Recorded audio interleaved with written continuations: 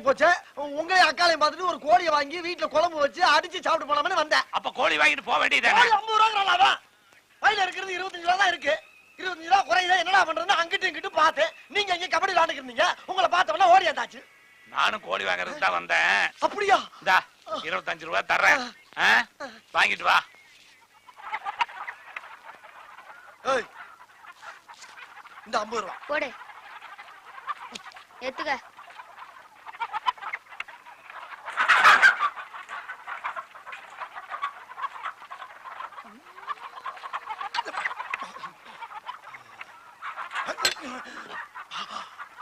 Adha ready.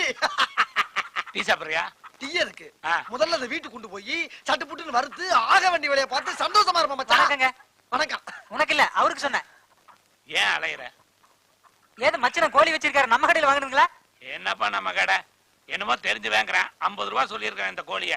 இதுக்கு தான் சின்ன பசங்களை கடையில வைக்க கூடாதுங்கிறது. தெரிஞ்சவங்களுக்கு 45 ரூபாய் கோழி 50 ரூபாய்க்கு வித்துருக்கானே.